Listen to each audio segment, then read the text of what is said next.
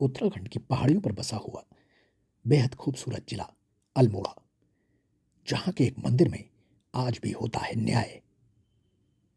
लोग अपनी परेशानियां कागज की पर्ची पर लिखकर टांग देते हैं मंदिर के अंदर, और वहां के देवता गोलजू जी महाराज करते हैं उन सब का न्याय, देते हैं उन समस्याओं का सटीक समाधान। जब अल्मोड़ा से जागेश्वर धाम की तरफ जाते हैं तो बीच रास्ते में चितई का मंदिर पड़ता है, यानी कि गोलू देवता का मंदिर। इस मंदिर की सबसे खास बात यह है कि ये अलग ढंग से बना हुआ है मंदिर। इस तरीके की रचना अधिकतर मंदिरों में आपको नहीं मिलेगी। आप ध्यान से देखिए, ये चौड़ी चौड़ी सीढ़ियाँ हैं जो ऊपर की तरफ जाती हैं, और साथ साथ आप दोनों तरफ देखेंगे तो तमाम तरीके के घंटे यहाँ पर लगे हुए हैं।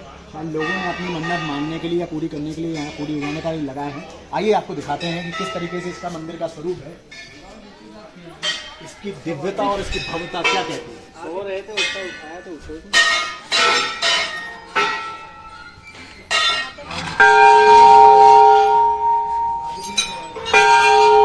घंटों का जब भी स्वर होता है तो कहते हैं कि घंटे एक नाद के रूप में बजते हैं हमेशा। ये जो स्वर होता है नाद कहलाता है, क्योंकि एक गोल पिरामिड टाइप का बना होता है, उसके अंदर जब ये बजता है तो उसके चारों तरफ से एक गूंज बजती है। ये गूंज इंसान की जितनी मनोवृत्तियाँ हैं, खराब मनोवृत्तियाँ, उनको दूर करने का काम करती है। घंटे का काम यही होता है, इसलिए घंटे मंदिरों में लगाए जाते हैं। लेकिन यहाँ आप देख सकते हैं तो घंटे, घंटियाँ, छोटी घंटियाँ, बड़े घड़ियाल, सारे के सारे नाद स्वर उत्पन्न करने वाले घंटे यहाँ पर लगे हुए हैं। और खास बात इस मंदिर की और भगवान गोलू देवता की यह है कि इस मंदिर में उन लोगों की पुकार अवश्य सुनी जाती है जो कोई ना कोई इच्छा लेकर आए होते हैं। ये दूसरे शब्दों में न्याय के देवता कहे जाते हैं। आप देख सकते हैं इन घंटों के साथ साथ एक पर्ची भी आपको लगाई हुई नजर आएगी।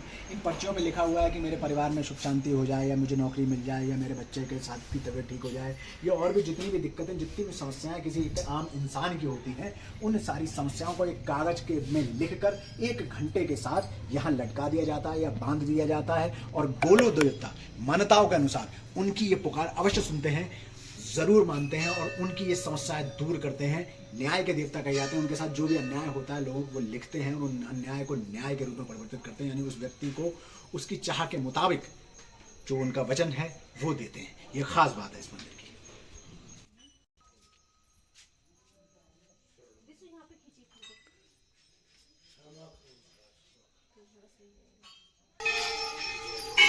और आप देख सकते हैं हमारे चारों ओर जितने भी घंटे लगे हैं, ये कुछ सैकड़ों की संख्या में नहीं है, ये कुछ हजारों की संख्या में नहीं है, ये कुछ लाखों की संख्या में नहीं है, बल्कि करोड़ों की संख्या में घंटे, घड़ियाल, घंटियां यहाँ पर लगी हुई हैं। और उनके साथ साथ लोगों की समस्याओं की पर्चियां भी उसके साथ साथ लगी हुई हैं, और उन पर्चियों पर उनकी समस्याएं लिखी हुई हैं, जिसका हल श्री गोलू देवता द्वारा निकाला जाता है।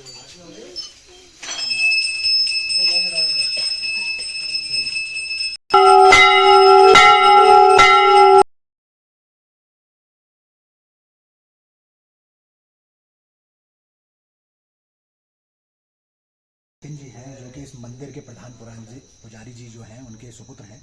आइए इनसे जानते हैं कि इस मंदिर की इतनी महत्ता, इतनी भव्यता, इतनी दिव्यता कैसे है।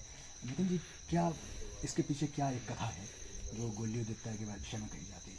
गोलू देवता की विषय में कहा जाती है राजा थे, चंपावत के राजा थे। चंपावत के राजा थे तो न्याय करते थे। उन्होंने वहाँ जैसे अपना सिंहासन लगाया, उसके बाद चितई आए। चितई में इनको एकांत में यहाँ पे चला गया, यहाँ बैठ के अपना न्याय करने लगे। इनके गोलजू के 3 ही मंदिर माने जाते हैं जो प्रमुख हैं, चंपावत, चितई और घोड़ाखाल।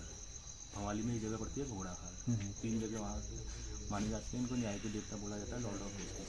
हाई कोर्ट से लेकर सुप्रीम कोर्ट के जो जज हैं वो पहले यहाँ अपना मत्था टेकने आते हैं कि हमसे कोई गलत न्याय ना किसी के साथ। आज ही यहाँ नैनीताल हाई कोर्ट के जज आए थे, शायद नए आए शायद, वो अपना माथा टेकने पहली बार यहाँ आए थे कि मुझसे कोई गलत अन्याय ना हो।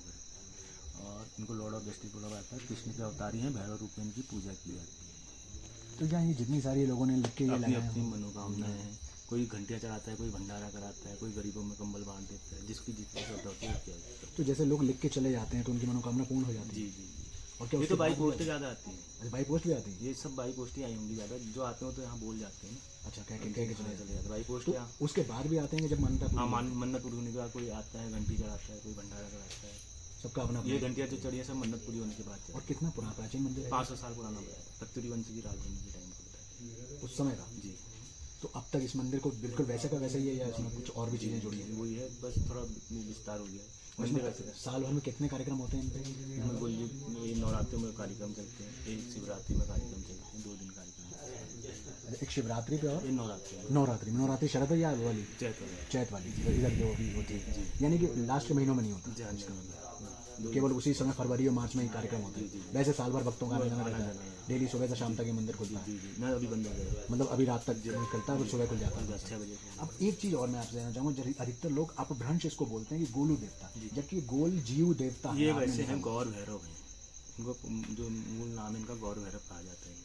भैरव रूप में पूजा होती है इसलिए गौर भैरव, जैसे आप कोई किसी बात को गौर करते हैं इसलिए इनको गौर भैरव कहा जाता है। गौर भैरव, गौर भैरव भैरव जी से क्यों इनका वो भैरव रूप में इनकी पूजा होती है ना, भैरव रूप में पूजा होती है, जो इनके इनका जो अवतारी प्रतिमा हैं, है वो भैरव रूप वैसे। में इनकी पूजा की जाती अच्छा, वैसे कृष्ण जी के है। जी अवतार हैं। जी जी।